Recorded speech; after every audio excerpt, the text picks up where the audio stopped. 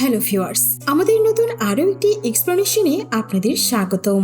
ভেবে দেখুন তো কি হবে সহজ সরল একটি প্রেম কাহিনী ভয়ঙ্কর খেলায় মেতে উঠলে। কাহিনী শুরু হয় সঞ্জু আর তার প্রেমে পাগল একটি সহজ সরল মেয়ে লক্ষ্মীকে দেখিয়ে, কিন্তু তাদের জীবনেই ঢুকে পড়ে মীরা নামের একটি মিস্টিরিয়াস মেয়ে, যেখান থেকেই শুরু হয়ে যায় মিথ্যা, ফ্রড আর ব্ল্যাকমেলিকের চরম একটা ভয়ঙ্কর গল্প। এখানে আপনার চোখের সামনে যা ঘটছে সেটা মোটেও সত্যি নয়। চোখের পলকেই কাহিনী এমন ভাবে পাল্টে যাবে যেটা আপনার মাথায় ঘুরিয়ে দেবে। তাহলে চলুন বেশি দেরি না করে শুরু থেকে শুরু করা যাক। কাহিনী শুরুটা হয় লক্ষ্মীকে দেখিয়ে, যে কিনা জঙ্গলে লুকিয়ে ছিল। লক্ষ্মী দেখতে পায় মীরা তার বন্ধুদের সঙ্গে মিলে সঞ্জুকে মেরেছে, আর এরপর তারা সবাই মিলে পালিয়ে যায়। লক্ষ্মী এখানে সঞ্জুর কাছে এসে তাকে অনেক ডাকাডাকি করে, কিন্তু সঞ্জু কিছুতেই ওঠে না, যেটাতে লক্ষ্মী অনেক ভয় পেয়ে যায়। আর এরপর সে পুলিশ স্টেশনে চলে আসে। পুলিশ স্টেশনে আসার পর লক্ষ্মী শুধু একটাই কথা বলছিল, মীরা আমার সঞ্জুকে মেরে ফেলেছে, আপনাদের সঞ্জুর সঙ্গে ন্যায় করতেই হবে। অফিসারটি তখন লক্ষ্মীকে বলে, কি হয়েছে সবকিছু খুলে বলুন। আর এরপরেই লক্ষ্মী সেখানে সবকিছু পুলিশকে খুলে বলতে শুরু করে। আর এরপরেই আমরা চলে যাই ফ্ল্যাশব্যাকে, যেখান থেকেই এই ঘটনা শুরু হয়েছিল।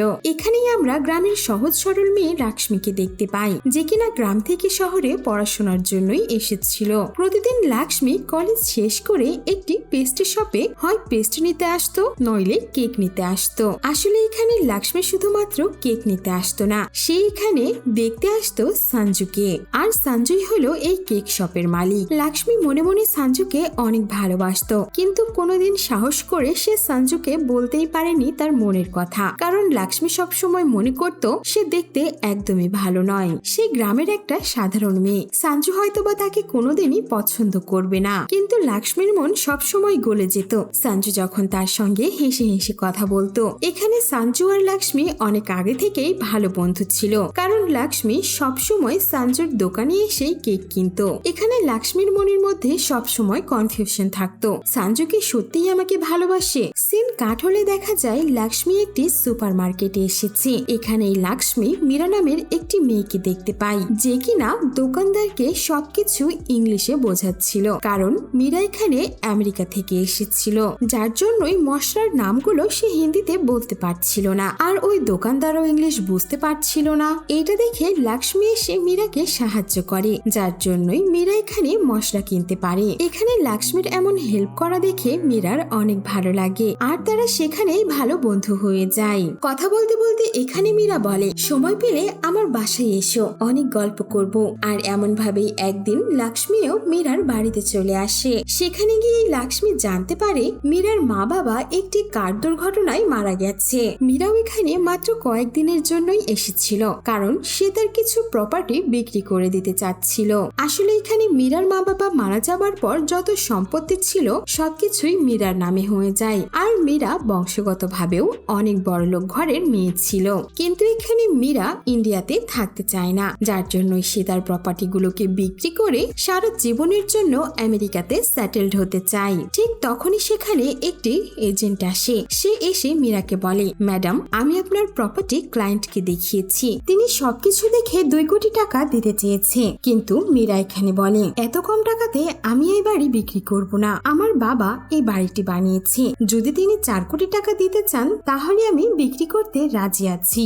এখানে মীরার কথা শুনে লক্ষ্মী অনেক অবাক হয়, কারণ সে জীবনে 1 কোটি টাকায় কখনো একসঙ্গে দেখেনি, আর এখানে মীরা 4 কোটি টাকার কথা বলছে। এখানে ওই এজেন্টটি চলে যায়, আর এরপর মীরা লক্ষ্মীকে কেক খেতে দেয়, কিন্তু কেকটি খাওয়ার পর এর টেস্ট লক্ষ্মীর একদমই ভালো লাগে না। তখন লক্ষ্মী বলে, আমি একটি ভালো দোকান চিনি, চলো আমরা সেখানে গিয়ে কেক খাই। এখানে মীরাও রাজি হয়ে যায়, আর এরা দুইজন মিলে সঞ্জুর কেক শপে চলে আসে। এদিকে সঞ্জু যখন মীরাকে দেখে তখন সে তাকে দেখতেই থাকে। সঞ্জু মীরাকে জিজ্ঞেস করে, তোমার কি কেকের টেস্ট ভালো লেগেছে?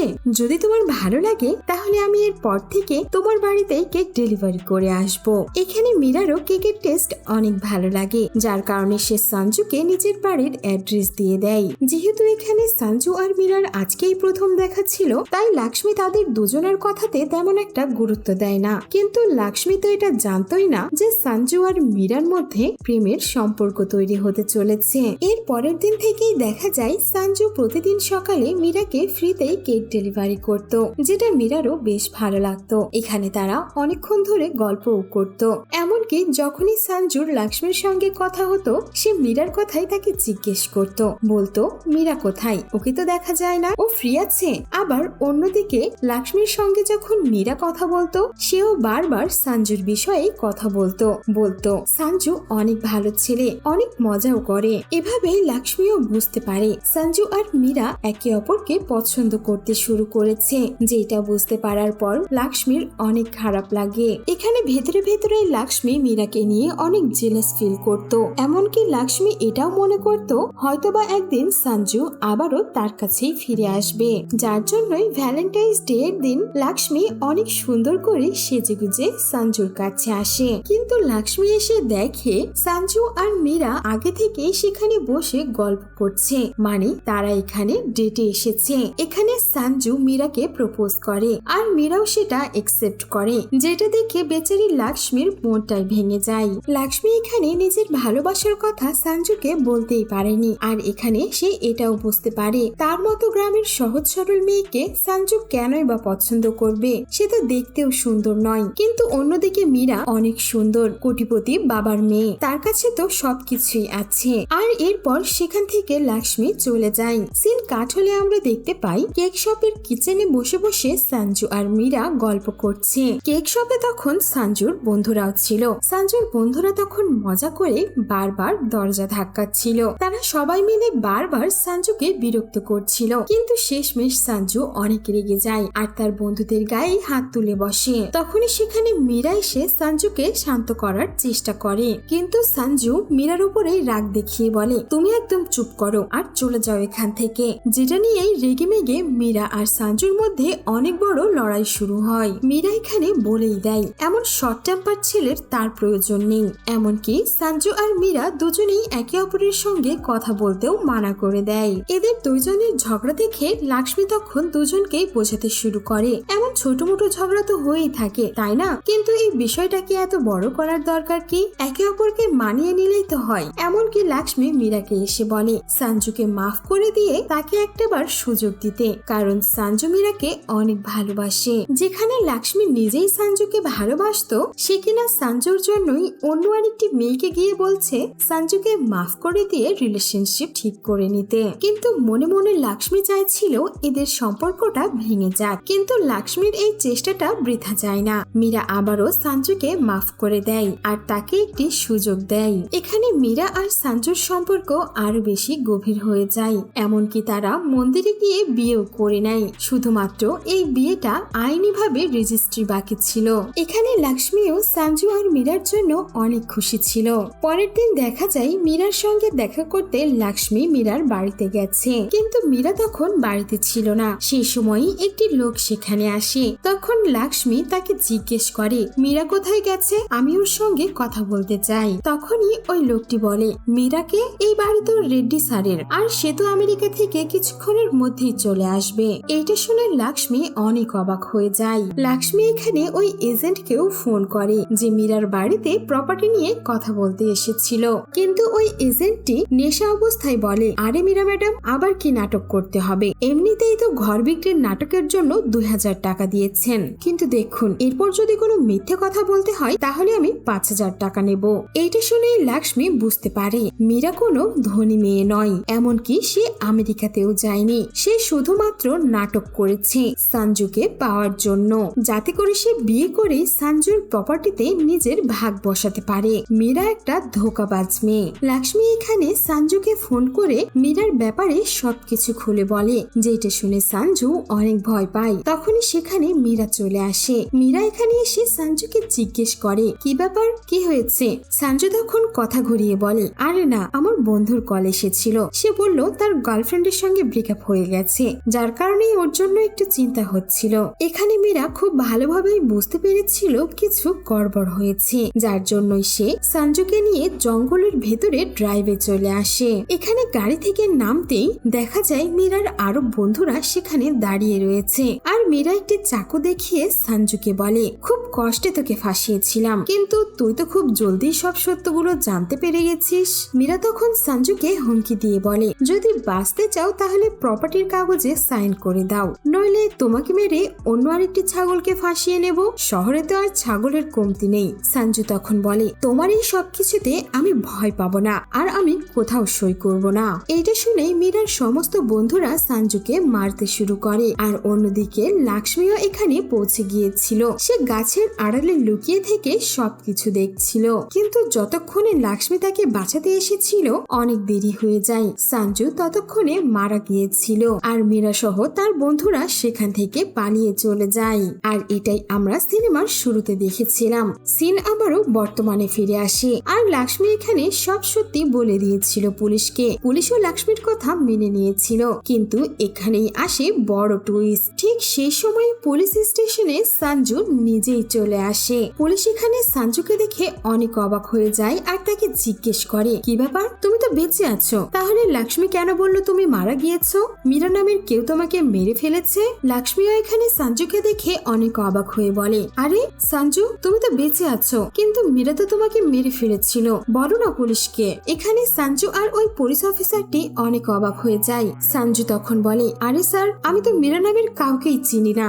সঞ্জু তখন বলে, আমার কেক শপে যেই আসে আমি সব কাস্টমারের সঙ্গে হেসে হেসে কথা বলি। লক্ষ্মীর সঙ্গেও বলেছিলাম, কিন্তু লক্ষ্মী এটাকে ভালোবাসা মনে করে ফেলে, যার জন্য সে ভ্যালেন্টাইন্স ডে তে আমাকে প্রপোজ করেছিল, কিন্তু আমি তাকে মানা করে দিয়ে বাসায় পাঠিয়ে দিই। আর যখন আমি জানতে পারলাম লক্ষ্মী পুলিশ স্টেশনে এসেছে, তাই আমি দেখতে আসলাম কি হয়েছে ওর। অন্যদিকে লক্ষ্মীকে দেখে মনে হচ্ছিল সে একজন মানসিক রোগী। সে বারবার হাসতে হাসতে এটাই বলছিল মীরা সঞ্জুকে মেরে ফেলেছে। এখানে পুলিশ অফিসারও মনে করে সত্যিই হয়তোবা লক্ষ্মী মানসিক পেশেন্ট, যার জন্যই তারা সবাই মিলে লক্ষ্মীকে একটি সাইকিয়াট্রিস্টের কাছে নিয়ে আসে। এখানে ডাক্তারও লক্ষ্মীর একটি সেশন নেয়, আর ডাক্তারটি এসে সবাইকে বলে লক্ষ্মীকে দেখে মনে হচ্ছে সে মানসিকভাবে স্টেবল নয়। যেহেতু লক্ষ্মী সঞ্জুকে ভালোবাসতো, আর সঞ্জু লক্ষ্মীকে রিজেক্ট করে দিয়েছে, যেটা লক্ষ্মীর মনে অনেক বড় আঘাত দেয়, যার জন্য সে মীরা নামের একটি মেয়েকে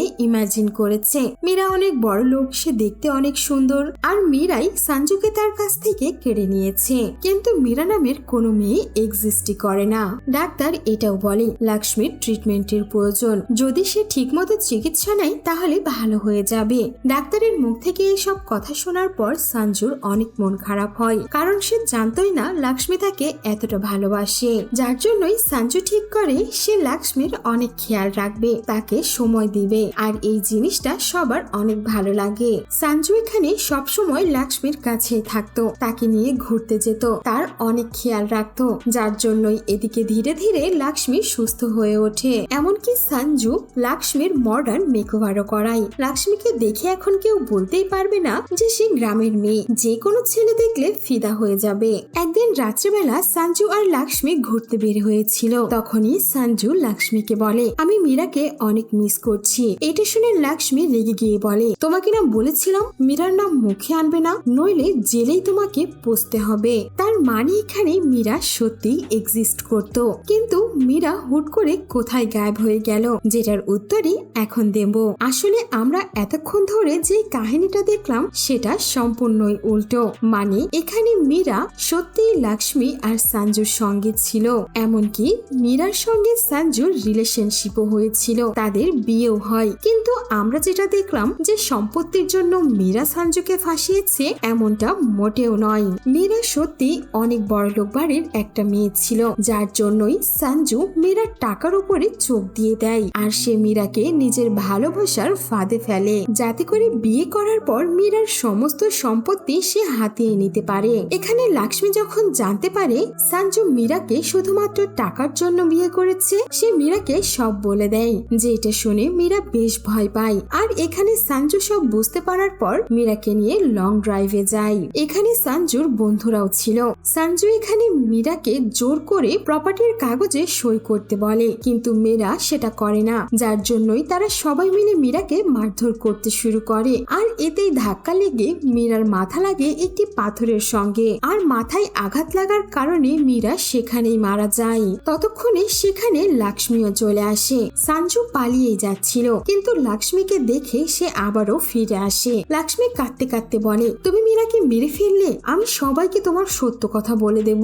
সঞ্জু এখানে লক্ষ্মীর কাছে অনেক রিকোয়েস্ট করে তাকে বাঁচানোর জন্য। সে বলে ভুল করে এসব হয়ে গেছে। আর এখানেই সহজ সরল মনে করার লক্ষ্মী এমন একটা প্ল্যান সাজায় যেটা জানলে আপনারা অবাক হয়ে যাবেন। লক্ষ্মী তখন সঞ্জুকে বলে, আমি তোমাকে বাঁচিয়ে নেব, কিন্তু তার বদলে তোমাকে আমাকে বিয়ে করতে হবে, আর আমি যেমনটা বলবো সেভাবেই চলতে হবে। সঞ্জু এখানে জেলে যাবার ভয়ে লক্ষ্মীর সব কথাই মেনে নেয়। আর এরপরেই এরা দুজন নাটক করতে শুরু করে। লক্ষ্মী পুলিশ স্টেশনে যায়, সেখানে গিয়ে অফিসারকে মিথ্যা কাহিনী বলে। আর এরপর সঞ্জু পুলিশ স্টেশনে এসে বলে সে মীরাকে চেনে না, আসলে এই সবকিছু তাদের প্ল্যানের আন্ডারেই হচ্ছিল।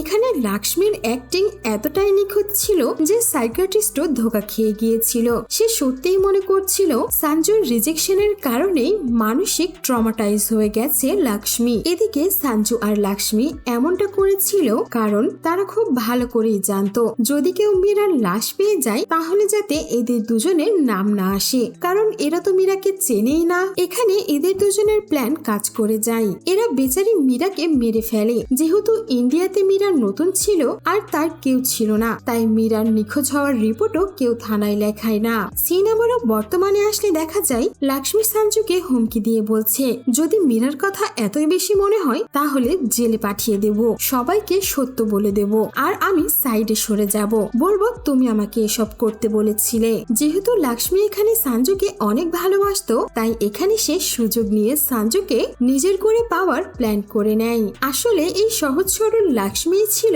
সবকিছুর মাস্টার মাইন্ড। এরপর আমরা দেখতে পাই সঞ্জু গাড়িতে করে বাসায় যাচ্ছে। তখনই সঞ্জু পেছনের সিটে মীরাকে দেখতে পাই। মীরা এখানে সঞ্জুকে নিজের কাছে ডাকছিল, যেটা দেখে সঞ্জু প্রায় হার্ট অ্যাটাক করতেই বসেছিল। এখানে সঞ্জু গাড়ি থেকে নেমে আবারও লক্ষ্মীর কাছে চলে আসে। সে লক্ষ্মীকে গিয়ে সব বললে তারা এসে দেখে গাড়িতে এখন কেউ নেই। লক্ষ্মী তখন বলে, পাগল হয়ে গেছে নাকি, মীরা তো মারা গেছে, সে কি করে আবার আসবে? কিন্তু এটা এখানেই থেমে থাকে না। প্রতিদিন সঞ্জু কোনো না কোনো উপায়ে মীরাকে দেখতেই পেত। এখানে সঞ্জু এই সবকিছুতে বেশ টেনশনে পড়ে যায়, যার কারণে সে লক্ষ্মীকে এসে বলে, আমি বুঝতে পেরেছি মীরা মারা যায়নি, আর তোমরা দুজন মিলেই আমার সঙ্গে এমনটা করছো, তাই না? কিন্তু আমি তোমাদের চালে ফাঁসবো না, আমি সবাইকে গিয়ে বলে দেব। যেটা শুনে লক্ষ্মী রেগে গিয়ে বলে, আচ্ছা যাও না, কে মানা করেছে, সবাইকে গিয়ে বলে দাও, কিন্তু এরপর তুমি জেলে যাবে, আমার কিছুই হবে না। আমি নিজে মীরার লাশ লুকিয়েছি, সে সত্যিই মারা গিয়েছিল। এখানে লক্ষ্মীর কথা শুনে সঞ্জু আবারও ভয় পেয়ে যায়। এখানে সঞ্জু কিছুতেই বুঝতে পারছিল না সে কি করবে, কিন্তু এবার শুধু সঞ্জু নয়, লক্ষ্মীও মীরাকে দেখতে পাচ্ছিল। লক্ষ্মীর অবস্থাও ঠিক সঞ্জুর মতোই হয়ে যায়। আর এরপরে দেখা যায় একদিন সঞ্জুর বাসায় মীরা এসেছে। মীরা এসে সঞ্জুকে বলছে, তুমি আমার কাছ থেকে পালিয়ে কেন বেড়াচ্ছ? তুমি তো আমাকে ভালোবাসো তাই না? তাহলে আমার কাছে আসো। যখন সঞ্জু মীরার কাছে যায় না, তখন লক্ষ্মীর সামনে মীরা এখানে সঞ্জুর মাথায় একটি বোতল মেরে তাকে সেখানেই মেরে ফেলে। এখানে লক্ষ্মীর অবস্থা অনেক খারাপ হয়ে গিয়েছিল। মীরা তাকেও মেরে ফেলবে ভয়ে লক্ষ্মী এখানে দৌড়াতে দৌড়াতে আবারও পুলিশ স্টেশনে আসে। আর সে বলতে থাকে মীরা সঞ্জুকে মেরে ফেলেছে।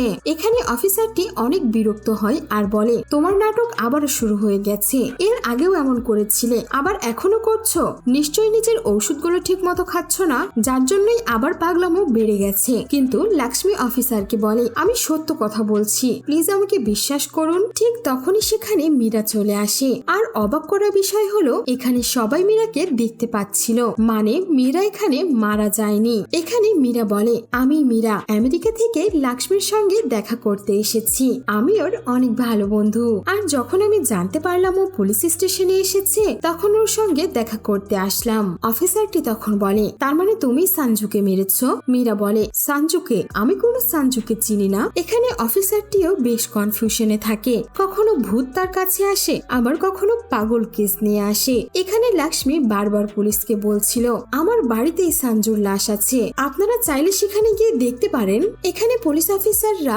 বাসায় এসে কিছুই দেখতে পায় না, সেখানে সবকিছু পরিষ্কার ছিল। লক্ষ্মীও বেশ অবাক হয়ে যায়। আর এরপরেই তারা সঞ্জুর কেক শপের কাছে আসে। আসে। এখানে আশেপাশের মানুষদের জিজ্ঞাসা করলে জানতে পারা যায় সঞ্জু নাকি কিছুদিন আগেই আত্মহত্যা করেছে।